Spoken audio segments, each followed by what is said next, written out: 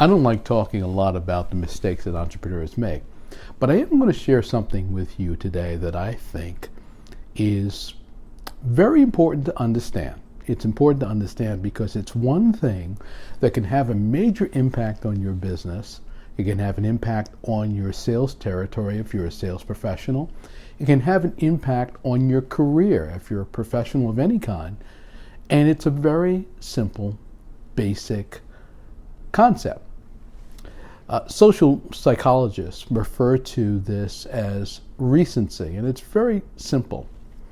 The idea is we value and we recall the things that we are connected with most recently. And there's also another concept related to that, and it's called primacy. And that is we often value or recall the thing that we heard of first. So think about this in a practical sense. Someone is having a conversation with you, and that conversation is in your mind. It stays in your mind because you just had it. Or someone tells you something, and they're the first person to tell you something, and you remember that because they're the first person that mentioned it or described it or emphasized it. The point here is that the most recent thing we heard and the first thing we heard on a given topic are often the things that we remember. And sometimes the things in between we don't remember. So what does this mean as an entrepreneur? It means that if your client is hearing from someone else more frequently and therefore most recently, they often will pay attention to what that person says. It could be the very thing that you're saying, the very thing that you're offering, the same value that you're offering. But because this person presented it most recently, it seems more relevant. Or it could be that this person brings up something and they're the first person to package it in a certain way, present it in a certain way, summarize it in a certain way, and that has more impact.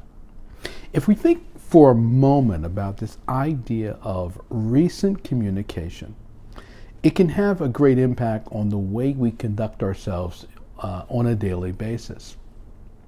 Who is it that has not heard from you recently? You should go through your phone and you should say, who should I be communicating with that hasn't heard from me? Or who is it that's heard from me where I should continue the conversation? You see, we might underestimate the impact of the most recent conversation we had because the person is not telling us anything about it or saying anything about it, but we have had an impact and we could build on that impact. And who is it that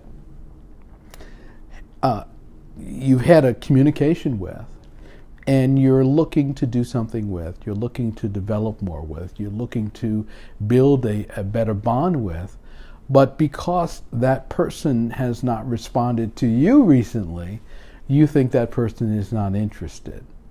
Probably that's not the case. The issue is that person might not have been able to do it, they might not have been able, they might be involved in something else.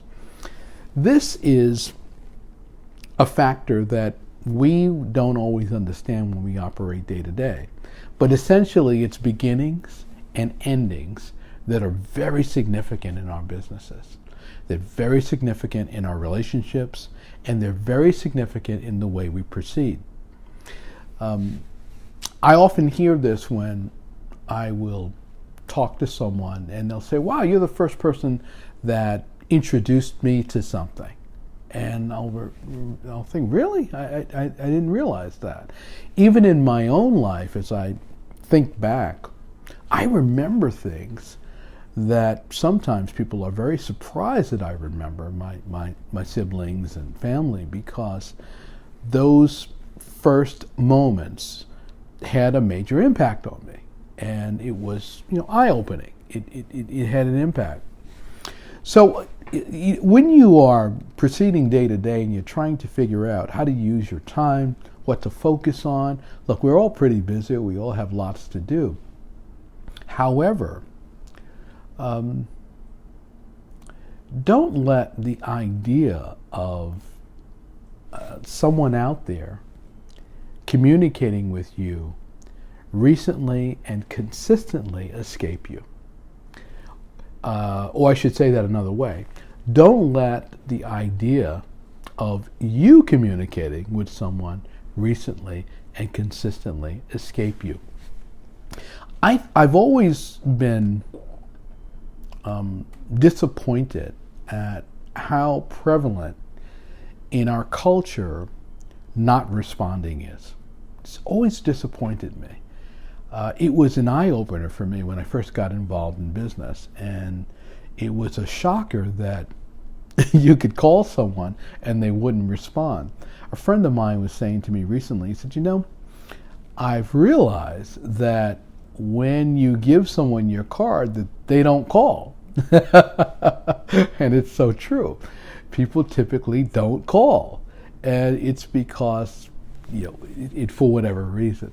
But the bottom line is, if you build into your activities making sure that people have heard from you recently, it doesn't matter whether they call or not, because you are always managing that communication, improving the relationship, and doing everything you can to strengthen that relationship.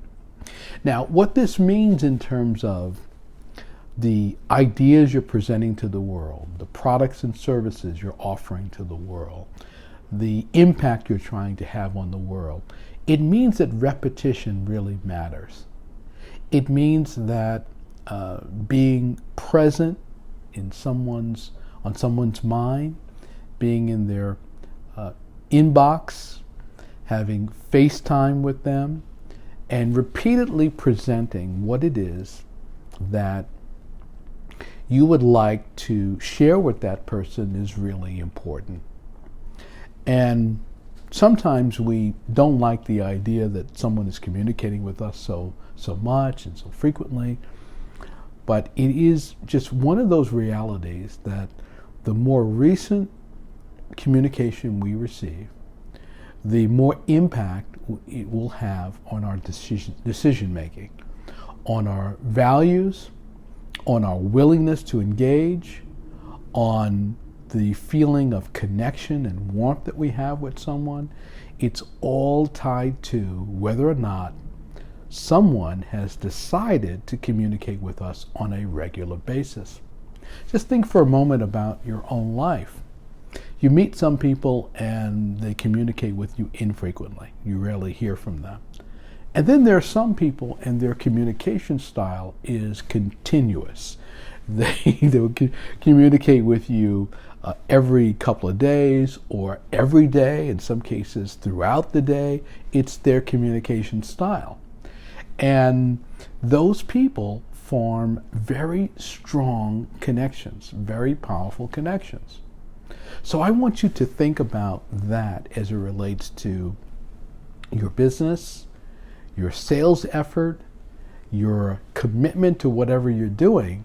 If you're not interacting with your audience regularly, if you're not interacting with your network regularly, if you're not posting information somewhere regularly, or shooting a video regularly, or sending out a newsletter, or doing something to remind people of your connection to them, your information, and your value, it's likely that someone else will take that place.